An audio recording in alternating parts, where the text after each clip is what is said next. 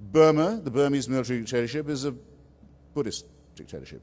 It stays in power by building itself bigger and bigger pagodas in its own name and asking its luckless inhabitants and subjects to identify it, the anonymous military camarilla, with the precepts of Buddhism, which include the terrible, immoral doctrines of fatalism, surrender, reincarnation, and the idea that those who suffer in this life are being punished for the sins of a previous one. Okay, some brave Buddhists also oppose this dictatorship, but on no basis that one can understand except a rivalry within a certain cult.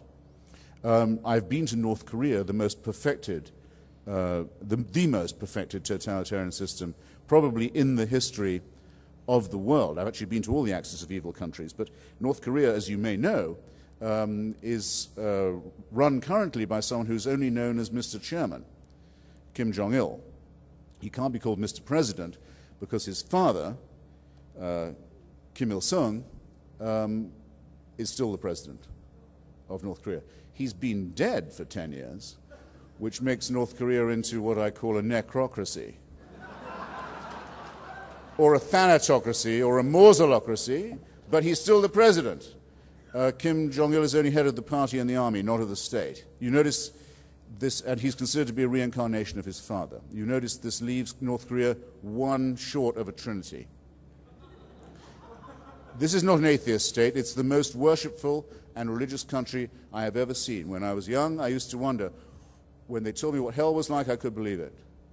When they told me what heaven was like, eternal praise. You get to sing the praises of God forever, every day, all the time, round the clock, forever. Not just for the rest of your life, forever. That's heaven. Sounds like hell to me, but I still couldn't actually imagine it. Now I've been to North Korea, I've seen it happen. That is your only right. Your only right as a North Korean is to sing the praises of the eternal, thankful, beautiful, brilliant leader for all time. Don't let Dinesh or anyone else fool you by saying that that is secularism. I've got a minute, right? Well, then let me squander it with just some vulgar knockabout. You might not have thought this election, this our great republic, the United States, was being fought to a very, very high standard from the start, and nor it was. But if you've noticed, every one of the cheapest and nastiest moments in this campaign, from both sides of those who are seeking not just the nomination but the presidency, has been inflicted upon us by a clergyman.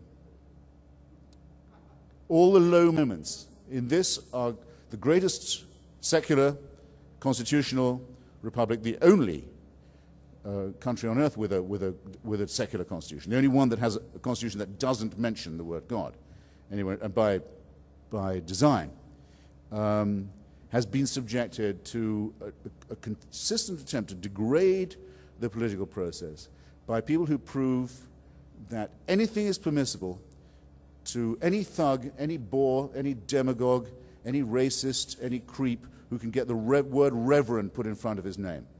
Whether it's Jeremiah Wright or Hagee or my favorite, the Reverend Rod Parsley. Sounds like a P.G. Woodhouse character on a bad day.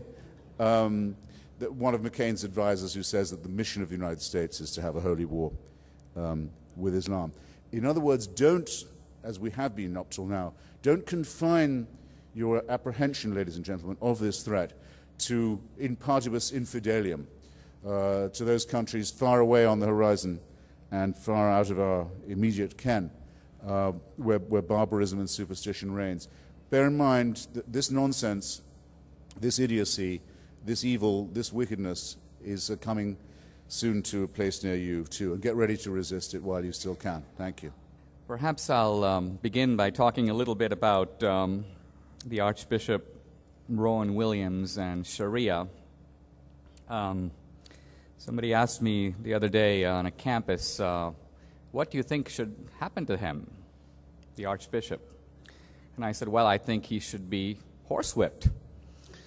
And the student said, but didn't Christ say you should turn the other cheek? And I said, yes, but the Archbishop Rowan Williams wants Sharia. Let's give it to him. So here, my point is this. If you actually look at what Rowan Williams was arguing, he was actually not saying that in the imitation of Christ, let's extend a forgiving hand and a welcoming hand to the Muslims. Rather, he was making an argument drawn from secular liberal multiculturalism.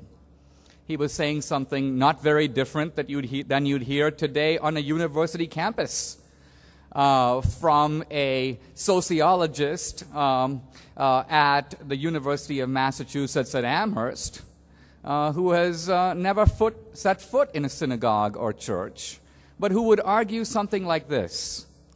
Because the West no longer believes in Christianity, we now believe in nothing. In other words, you'll often hear people say, what we have in common is our diversity, which is another way of saying that as Americans we have nothing in common. What we have in common is what distinguishes us. And since that is the case, the only rational rule is to give everybody equal access to the public square. And that includes the secular guy, but it includes the believer. And if it includes both, surely it cannot exclude the Muslim. And so what I'm getting at here is it is precisely not a religious argument, but the collapse of the religious foundation of Western civilization that has opened the door to a certain kind of, you may say, namby-pamby version of tolerance. The Christians, by the way, have a version of tolerance. It's a little bit of a stricter version. In fact, think about the word tolerance. Tolerance contains the seeds of disagreement, if not contempt. If I say I tolerate you, it means you stink. You suck. I detest your principles. That's why I have to put up with you. If I agreed with your principles, there would never be a question of tolerance. So what we have now is a subtle shift from, you might say, Christian tolerance, which retains the idea of identity and truth, and secular liberal tolerance, which dispenses with it. Now let me talk a little bit about totalitarianism. I want to read you a line from the atheist Daniel Dennett in his book Breaking the Spell, is looking at this issue of religion and atheism. And he says this debate is getting a little bit too far out. Let's establish some clear rules. And the clear rule he establishes is the one drawn from the Bible, by their fruits ye shall know them. Now I'm going to quote Dennett. He says, it is true that religious fanatics are rarely, if ever, inspired or guided by the deepest and best tenets in those religions. And then he says this, so what? Al-Qaeda and Hamas terrorism is still Islam's responsibility, and abortion clinic bombing is still Christianity's responsibility. Here's what he's saying. The ordinary Muslim doesn't get to say, I'm a peace-loving guy because of really bad things are being done in the name of Islam. He or she bears some of the responsibility for that. And similarly, the ordinary peace-loving Christian has got to answer to some degree for the Inquisition and the Crusades and so on. Fair enough. If that's the standard, it's got to be applied equitably. What we have here is Christopher Hitchens essentially attempting a kind of, you may say, very stylish sleight of hand. He's basically saying, let's blame religion for the crimes of religion, and then let's take all the things done by atheist regimes in the name of atheism and also blame them on religion. Because after all, isn't it true that when you look at these atheist regimes, they kind of sort of resemble theocratic regimes? So what we're getting here ultimately, I think, is a dodge.